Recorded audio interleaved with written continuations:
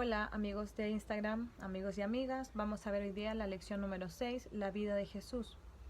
Vimos entonces que en la lección anterior que alrededor de 300 profecías anunciaban al Mesías.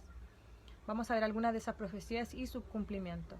Vamos a comenzar con la profecía de que vendría de la simiente de Abraham y de David. En Génesis 22:17 vemos que el Señor le promete a Abraham que de su descendencia iba a bendecir todas las naciones de la tierra, que su descendencia iba a ser como las estrellas del cielo. Y sabemos que él y su mujer no podían tener hijos, pero él creyó en lo que el Señor le había dicho. Y en 2 Samuel 7 del 8 al 16 podemos ver que aquí le habla a David.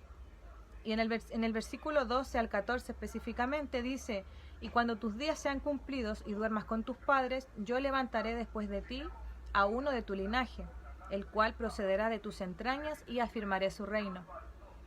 Él edificará casa a mi nombre, y yo afirmaré para siempre su trono, el trono de su reino.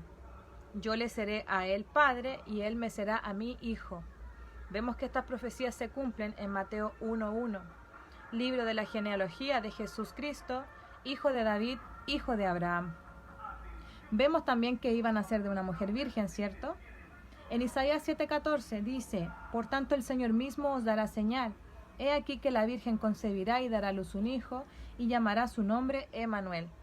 Vemos el cumplimiento de esta profecía en Mateo 1 del 18 al 23, cuando se le aparece este ángel a María, y José la quiso dejar secretamente porque pensaba que ese hijo no era de él. Pero vemos que el ángel se le aparece en un sueño a José y le dice que no tuviera temor, porque lo que en ella había era engendrado del Espíritu Santo, y que iba a dar a luz un hijo y iba a llamar a su nombre Jesús, porque iba a salvar al pueblo de sus pecados. También vemos que este Mesías tenía que nacer en Belén. En Miqueas 5 del 2 y 6 podemos ver que le dice: pero tú, Belén Éfrata, pequeña para estar entre las familias de Judá, de ti me saldrá el que será Señor de Israel. En Mateos 2:1 dice: cuando Jesús nació en Belén de Judea, en días del rey Herodes, vinieron del oriente a Jerusalén unos magos. Entonces se cumple esa profecía que tenía que nacer en Belén, que iba a ser vendido por 30 piezas de plata.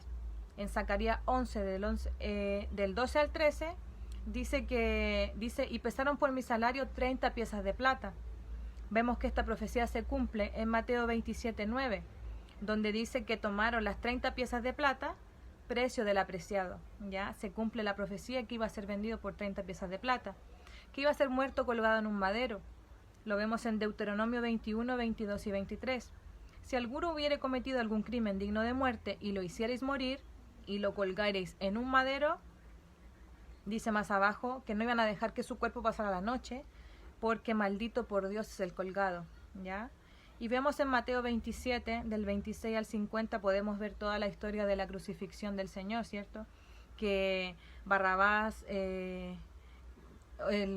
ofreció a Barrabás o a Jesús, y la gente escogió que liberaran a Barrabás. Y Jesús fue entregado para ser crucificado. Se cumple la profecía que iba a ser muerto en un madero, iba a ser colgado. También en ese versículo podemos ver que se cumple otra de las profecías, que dice que le iban a dar a beber vinagre, y él le dieron vinagre mezclado con hiel. O sea, todo lo que estaba escrito fue cumplido, todas las promesas fueron cumplidas. Vimos que se ve también en la escritura que iba a ser enterrado en la tumba de un rico. En Isaías 53:9 dice que se dispuso con los impíos su sepultura, mas con los ricos fue en su muerte, aunque nunca hizo maldad ni hubo engaño en su boca. Y en Mateo 27, del 57 al 61, podemos ver que había un hombre rico, un hombre rico que era un discípulo de Jesús, pero que se ocultaba. Se llamaba José de Arimatea. Él pidió el cuerpo de Jesús para sepultarlo en una tumba nueva, en una tumba donde se sepultaban los ricos, ¿verdad? Jesús no tenía nada, pero fue sepultado en la tumba de un rico para que se cumplieran las profecías, ¿cierto? Y que iba a resucitar. Salmo 16:10, porque no dejarás mi alma en el Seol, ni permitirás que tu santo vea corrupción.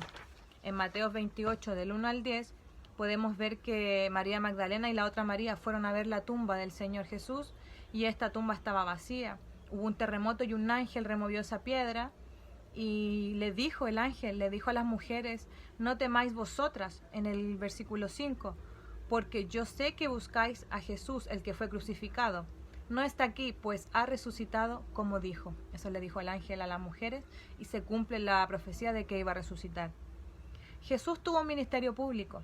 ¿Ya? En Mateo 4:23 dice: y recorrió Jesús toda Galilea, enseñando en las sinagogas de ellos y predicando el evangelio del reino, sanando toda enfermedad y toda dolencia del pueblo. Jesús enseñaba, Jesús predicaba el evangelio del reino y Jesús sanaba toda enfermedad y toda dolencia. Vemos la cruz y la resurrección. ¿Ya?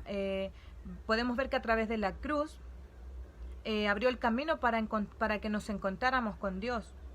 En Lucas 23:45 dice: y el sol se oscureció y el velo del templo se rasgó por la mitad. Y vemos en Hebreos 10 del 19 al 20 que teniendo libertad para entrar en el lugar santísimo por la sangre de Jesucristo, por el camino nuevo y vivo que Él nos abrió a través del velo, esto es su carne. Podemos ver que el único camino para llegar a Dios es Él. Y eso lo dice en Juan 14:6. Jesús le dijo: yo soy el camino y la verdad y la vida, y nadie viene al Padre sino por mí. Vemos que Jesús solucionó el problema del pecado. ¿Ya?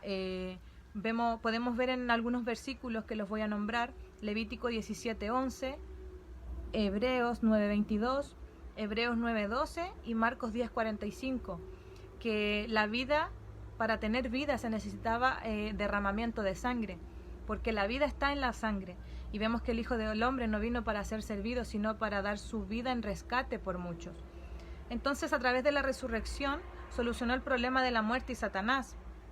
En Hebreos 2:14 dice: por cuanto los hijos participaron de carne y sangre, Él también participó de lo mismo, para destruir por medio de la muerte al que tenía el imperio de la muerte.